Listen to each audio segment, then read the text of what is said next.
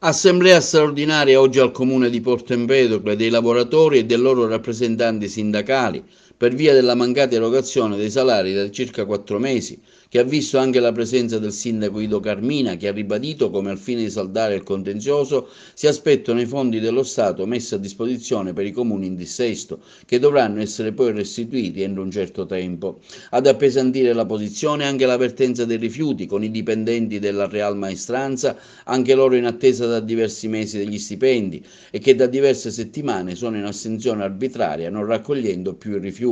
Insomma, una città, quella marinara, in piena emergenza. Per la raccolta siamo ad un punto morto. L'altra sera, mentre era in atto il Consiglio Comunale, c'è stato un incontro in prefettura e purtroppo io non ho potuto partecipare perché evidentemente c'era il Consiglio Comunale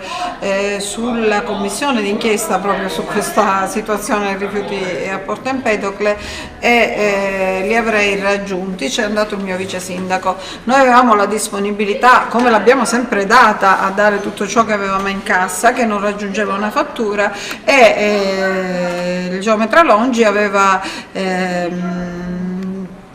prospettato la possibilità di pagare gli stipendi ai dipendenti se noi ci fossimo impegnati a pagare non una fattura ma per quello che avevamo o le somme che avevamo, ma lui voleva pagati gli parlava di interessi. 180.000 euro, se non ricordo male. Sì, ma erano non l'imputazione a una fattura, erano gli interessi, che poi bisogna vedere se ne avesse avuto diritto o meno, quello è un altro discorso, gli interessi in relazione al ritardato pagamento degli anni 2017 e 2018, così mi è stato riferito. Naturalmente io avevo dato il mio assenso purché fosse fattibile legalmente e giuridicamente. A quanto pare questa fattibilità non c'era. Infatti noi, prima di dare la comunicazione alla popolazione che lo sciopero era finito, avevamo programmato un incontro all'ufficio ragioneria, perché il ragioniere era assente a questa riunione che era stata un po' improvvisata in prefettura, per verificare la correttezza contabile di questa operazione. Una volta che il ragioniere capo ha detto che non c'era la copertura in bilancio, quindi non c'era un capitolo di bilancio a cui attingere o fare riferimento per queste somme, evidentemente era una competenza che non aveva più il sindaco, ma doveva passare dal Consiglio Comunale, fra l'altro col vaglio del revisore dei conti. Io avrei dovuto fare una forzatura, espormi possibilmente a processo, perché noi vediamo un processo contabile, forse non solo contabile, evidentemente rispetto alla indisponibilità della ditta di anticipare delle somme che noi sappiamo che a brevissimo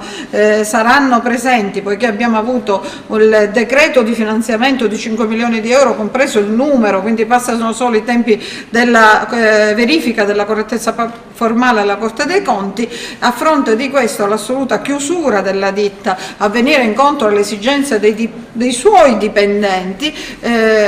non avevamo che fare. Non è che perché loro non riescono ad anticipare 30.000 euro l'uno rispetto alla cifra io mi posso esporre a un processo penale o contabile, e evidentemente queste sono richieste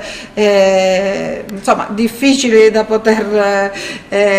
sostenere. Un'assemblea straordinaria oggi qui presso la sala consiliare del Comune di Porto Empedocle da parte dei lavoratori, ecco, per rivendicare cosa? Allora, per rivendicare quello che già abbiamo rivendicato da qualche mese a questa parte, TV è stata sempre presente anche quando siamo stati in prefettura. Cioè rivendichiamo non solo il pagamento degli arretrati, che a fine febbraio saranno quasi 4 mensilità, ma capire i tempi di erogazione. Chiaramente quando abbiamo fatto questa assemblea non si aveva notizie di fondi certi, invece ieri è arrivata la notizia che il Comune è stato beneficiario, diciamo, di una quota che aveva stabilito la finanziaria nazionale per i comuni in dissesto e che erano in sofferenza di 5 milioni di euro, quindi oggi